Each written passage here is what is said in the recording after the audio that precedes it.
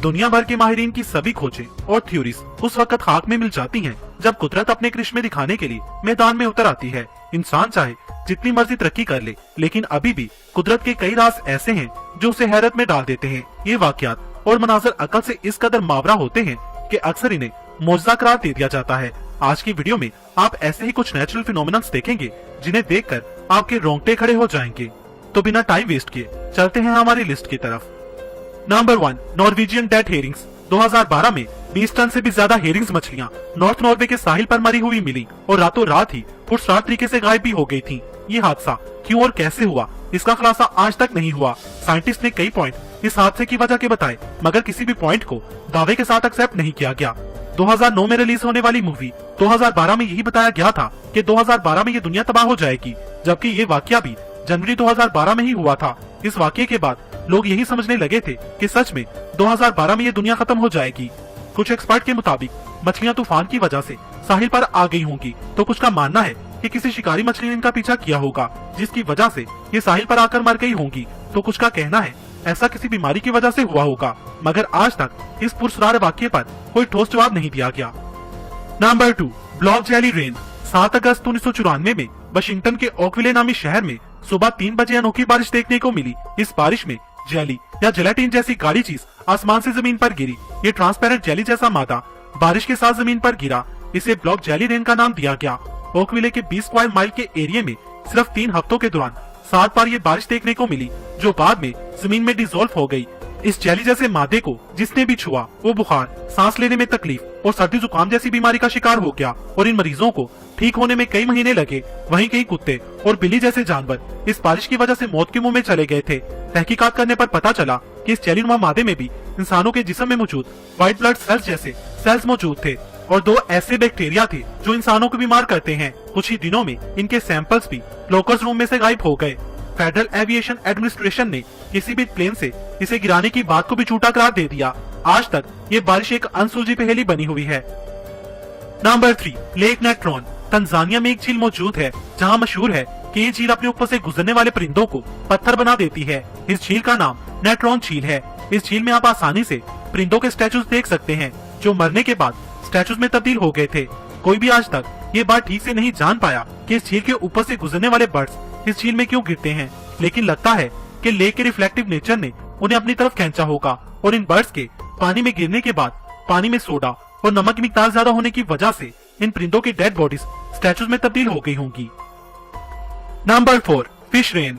आपने आसमान से मछलियों के गिरने की खबरें सुनी होंगी और YouTube पर देखी भी होंगी। ये कोई नई बात नहीं, मगर जिस जगह की बात हम बताने जा रहे हैं वहाँ एक बार नहीं बल्कि हर साल मछलियों की बारिश होती है, वो भी ठीक एक ही जगह पर। 100 साल से भी ज्यादा अरसे से यहाँ मछलियों की बारिश होती आ रही है। ये जगह मैक्सिको के पास होंडरस नामी जजीरे पर मौजूद है, जहाँ मछलियों की बारिश साल में कम से कम एक बार तो जरूर होती है।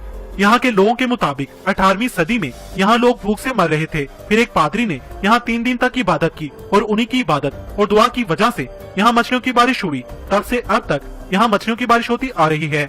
नॉर्थर्न टेरिटरी न्यूज के मुताबिक ऐसा वाटर स्पाउट की वजह से होता है क्योंकि ये वाटर स्पाउट समंदर पर बनते हैं। समंदर के पानी में मछलियाँ होती हैं और ये वाटर स्पाउट समंदर से उठते हुए ऊपर बादलों में जाते हैं और यूं ये बारिश की शक्ल में होंडरस में बरसते होंगे।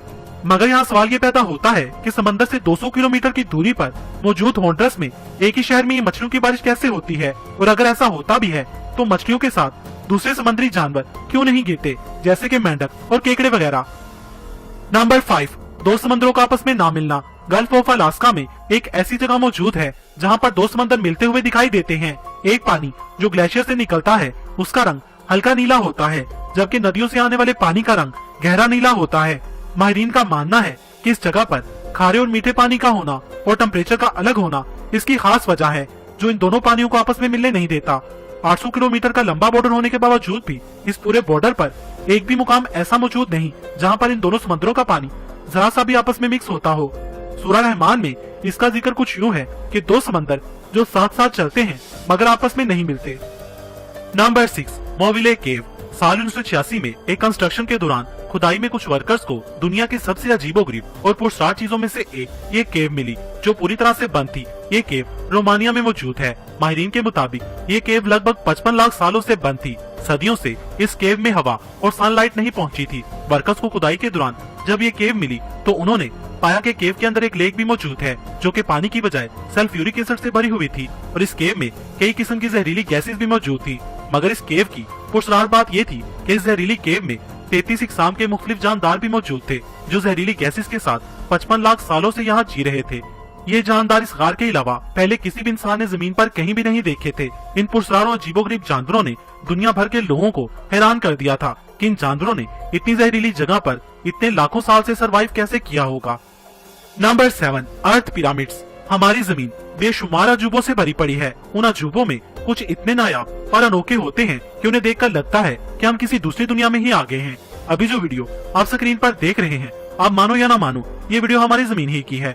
इटली के साउथ टाइरोल में मौजूद ये अजीबोगरीब पहाड़ अर्थ पिरामिड्स के नाम से जाने जाते हैं। इन पिरामिड्स के बनने की एक अहम वजह मूसलाधार बारिश और सूखा है। पहाड़ी इलाकों में जब मुसलसल होने वाली बारिश जमीन को काटती है तब ये बनते हैं।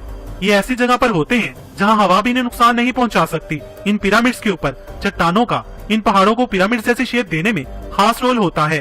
दरअसल ये मिट्टी के पहाड़ होते हैं जिनके ऊपर कोई पथरीली चट्टान होने की वजह से जब बारिश इन पहाड़ों पर मुसलसल पड़ती है तो पहाड़ के ऊपर चट्टान के इर्द गिर्द की मिट्टी पिघल जाती है और यूं ये पिरामिड्स की शेप जैसे बन जाते हैं। ये दुनिया में कई जगहों पर पाए जाते हैं। Number 8, टम्बलवीड्स cover विक्टरविले। अप्रैल 2018 के दौरान लॉस एंजलिस के टाउन विक्टरविले पर टम्बलवीड्स ने पूरी तरह से कब्जा कर लिया था। ये टम्बलवीड्स इतनी बड़ी तादाद में थे कि इन्होंने कस्बे के 150 से ज्यादा मकानों, सड़कों और सभी खाली जगहों पर अपना कब्जा जमा लिया था। बाद में गवर्नमेंट अथॉरिटी और लोकल लोगों ने मिलकर सख्त मेहनत के बाद इन्हें हटा दिया था। लोग पहले तो इसकी वजह समझ नहीं पाए थे, मगर बाद में तहकीकात करने पर पता चला कि टम्बलवीड्स का शहर में आने की मेन वजह साउथ कैलिफोर्निया में चली तेज हवा थी। कैलिफोर्निया के रेगिस्तान में मौजूद ये झाड़ियाँ जब अपनी लाइफ पूरी होने के बाद कमजोर हो जाती हैं, तो तेज हवाओं की वजह से ये जड़ से टूट जाती हैं और सर्कुलर शेप होने की वजह से घूमते हुए ये एक जगह से दूसरी जगह चली जाती हैं। डिपेंड करता है हवा किस तरफ जा रही है, उसी हिसाब से कई बार ये खुश्क झाड़ियाँ शहर तक पहुँच जाती हैं और यूं इन्होंने पूरे शहर पर कब्जा कर लिया था।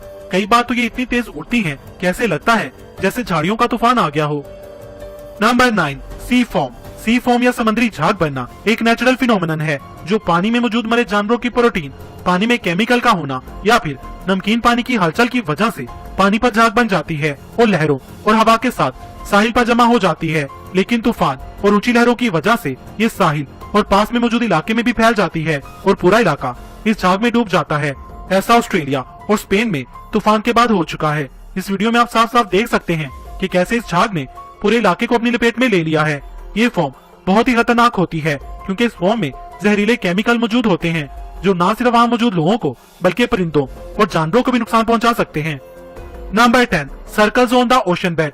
जमीन पर मौजूद क्रॉप सर्कल्स, जिन्हें पुरस्कार डिजाइन कहा जाता है, इनसे तो आप अच्छी तरह वाकिफ होंगे ही, जिन्होंने साइंटिस्ट को लंबे अरसे तक परेशान किए रखा था। ऐसे ही डिजाइन उन्हें समंदर की सतह पर भी मिले। ये डिजाइन 1995 में सबसे पहले साउथर्न जापान के समंदर की सतह पर देखे गए थे और उन्हें मिस्टीरियस सर्कल्स का नाम दिया गया था।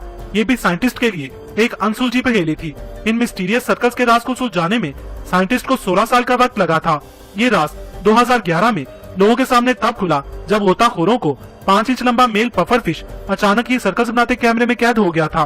दरअसल ये मेल पफर फिश अपनी फीमेल को इम्प्रेस करने के लिए ये खूबसूरत सर्कल्स बनाता है। इन परफेक्ट सर्कल्स को बनाने में इन्हें 7 से 9 दिन का वक्त लगता है। दोस्तों, अगर आप चाहते हैं कि इस वीडियो का पार्ट 2 भी बनना चाहिए तो कमेंट सेक्शन में पार्ट 2 लिखें। और आपको ये वीडियो कैसी लगी कमेंट सेक्शन में मुझे अपनी कीमती राय से जरूर आगाह कीजिएगा। अगर आपको ये वीडियो पसंद आई हो तो इसे लाइक और शेयर करना मत भूलिए